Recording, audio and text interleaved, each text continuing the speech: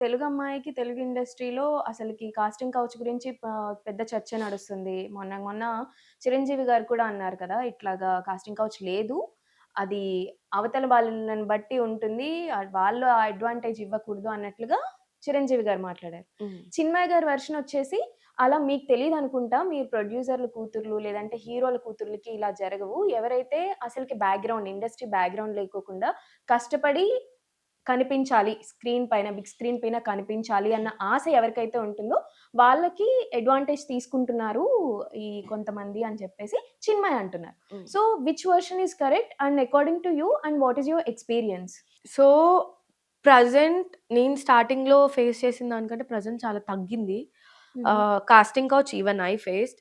అంటే ఆహ్, ఎలా అంటే ఏం చెప్తారు వీళ్ళు మేనేజర్స్ కానీ ఇప్పుడు మనకి ఆ టీమ్‌లో ఒకళ్ళు తెలిసిన వాళ్ళుంటారు. వాళ్ళ త్రూ హ్మ్. మనం ఆడిషన్‌కి వెళ్తాం డైరెక్టర్ గాని ఎవరినైనా మీట్ అవ్వడానికి వెళ్తాం.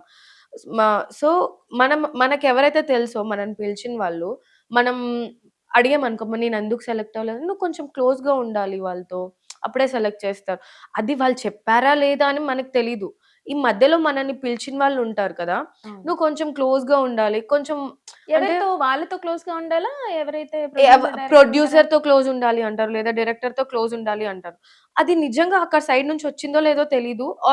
వీళ్ళెళ్లి వాళ్ళకలా చెప్తారో మీతో క్లోజ్‌గా ఉంటది. మీరు ఛాన్స్ ఇవ్వండి. She is ready to do anything అని ఆ! చెప్పి.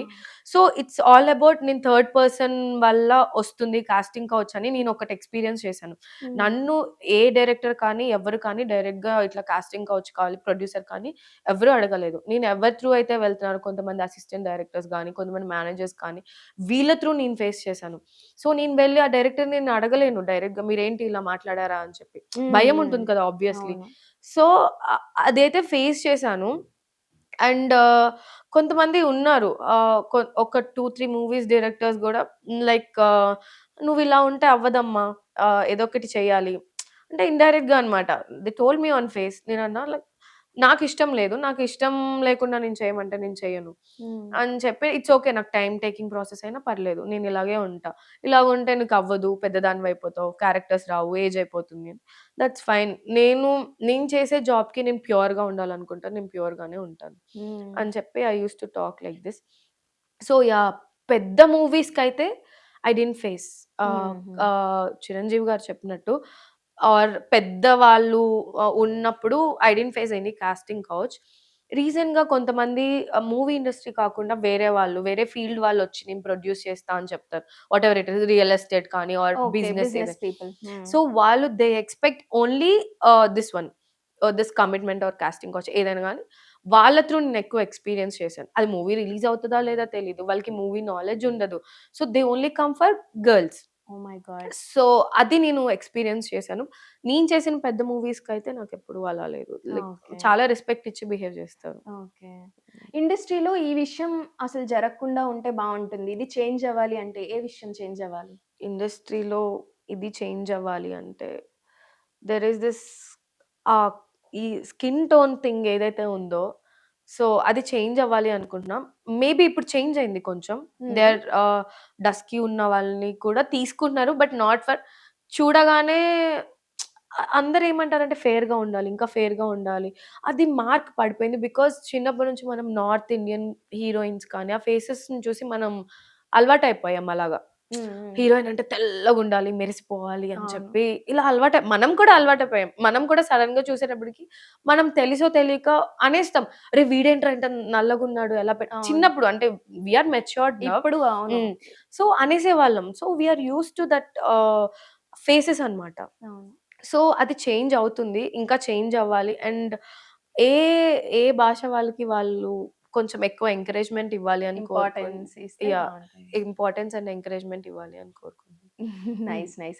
కానీ నిజంగానే మీరన్నట్లు ఎట్లా అంటే ఇదివరకి మూవీస్‌లో బాడీ షేమింగ్ జరుగుతూ ఉండేది. అవన్నీ కామెడీ బేసిస్‌లో హ్మ్. ఎళ్ళిపోయేది. హ్మ్. 'కితకితలు' అయితే మొత్తం యాహ్! అంతా దాని చుట్టూనే తిరుగుతూ ఉండేది. యాహ్! అది ప్యూర్‌లీ బాడీ షేమింగ్ మూవీ అని మనకి మెచ్యూరిటీ వచ్చిన హ్మ్. తర్వాత, లోకజ్ఞానం తెలిసిన తర్వాత, ఓకే. దిస్ ఈస్ రాంగ్ అని తెలిసిన తర్వాత yeah! We are not taking it. Hmm. అందువల్లే ఐ థింక్ 'అల్లరి నరేష్' గారి మూవీస్ అన్నీ కూడా షిఫ్ట్ అయిపోయి, టర్న్ అయిపోయి yeah! He is doing great movies హ్మ్. ఇప్పుడు కదా! అవును. అప్పటి మూవీస్ డిఫరెంట్ 'ఎవడగోల అసలు. వాడిదే' యాహ్! కన్నా, తర్వాత 'కితకితలు' కన్నా హ్మ్. ఆ జానర్ మొత్తం పక్కన పెట్టేసి టర్న్ తీసుకొని ఇంకొక యాహ్! దారికి అప్పుడు వెళ్ళిపోతున్నారు. కానీ వి మిసెస్ కామెడీ. యాహ్! ఇప్పుడు చాలా సీరియస్ అయిపోయారు మొత్తం. అవునవును. కానీ కామెడీ యాహ్! మిస్ చిన్నప్పుడు అవుతుంది. యాహ్! అవును. హ్మ్. అండ్ ఇప్పుడు బిగ్ స్క్రీన్ పైన కనిపించాలన్న ఆశ ఓకే. కానీ ఇప్పుడు చాలా ఓటీటీ ప్లాట్‌ఫార్మ్స్ వచ్చేసాయి. అక్కడ గూడా మూవీస్ ఉంటున్నాయి. వెబ్ సీరీసెస్ ఉంటున్నాయి. అటువైపు చేయాలని లేదా? లేదంటే ఇంట్రెస్ట్ నాకలా ఏం లేదు. అంటే కొంచెం నేను చూజీ ఉంటా.